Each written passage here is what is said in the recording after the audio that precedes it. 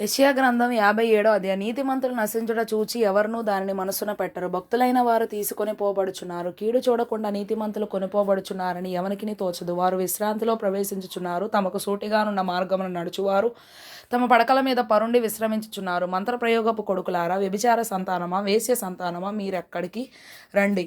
మీరెవని ఎగతాళి చేయుచున్నారు?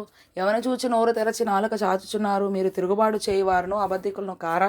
మస్తచా వృక్షములను చూచి పచ్చని ప్రతి చెట్టు క్రిందను కామము రేపుకొని వారులారా, లోయలలో రాతి సందుల క్రింద పిల్లలను చంపువారులారా, నీ భాగ్యము లోయలోని రాళ్లలోనే ఉన్నది.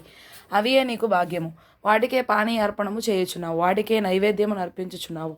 ఇవన్నీ జరగగా నేను ఊరకుండదగున ఉన్నతమైన మహాపర్వతం మీద నీ పరుపు వేసుకొంటివి. బలి అర్పించుటకు అక్కడికే ఎక్కితివి. తలుపు వెనుకను ద్వారబంధం వెనుకను నీ జ్ఞాపక చిహ్నము ఉంచితివి.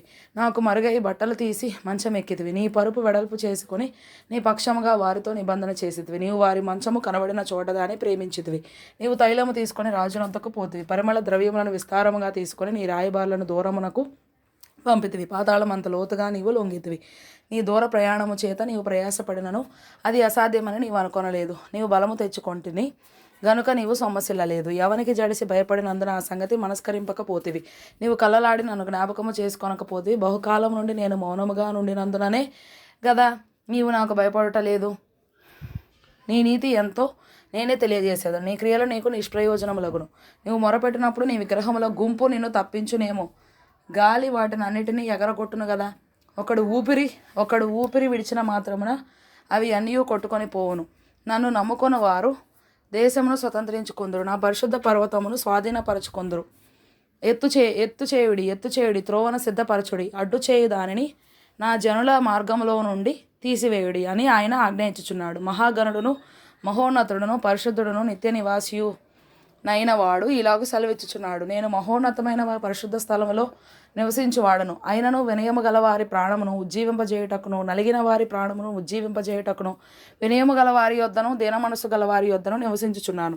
నేను నిత్యము పోరాడు వాడను కాను, ఎల్లప్పుడూ కోపించువాడను కాను. అలా గుండిన ఎడల నా మూలముగా జీవాత్మ క్షీణించును. నేను పుట్టించిన నరులు క్షీణించిపోదురు. వారి లోభం వలన కలిగిన దోషమును బట్టి నేను ఆగ్రహపడి వారిని కొట్టితిని. నేను నా ముఖము మరుగు చేసుకొని కోపించితిని. వారు తిరగబడి తమకిష్టమైన మార్గమున నడుచుచూ వచ్చిరి. నేను వారి ప్రవర్తనను చూచితిని. వారిని స్వస్థపరచుదును, వారిని నడిపింతును. వారిలో దుఃఖించు వారిని ఓదార్చుదును. వారిలో కృతజ్ఞతా బుద్ధి పుట్టించుచు దూరస్తులకును సమీపస్తులకును సమాధానమని చెప్పి నేనే వారిని స్వస్థపరచేదనని యెహోవా సెలవిచ్చుచున్నాడు. భక్తిహీనులు కదలుచున్న సముద్రం వంటి వారు, అది నెమ్మలింపనేరదు. దాని జలములు బురదను మైలను పైకి వేయును. దుష్టులకు నెమ్మది ఉండదని నా దేవుడు సెలవిచ్చుచున్నాడు.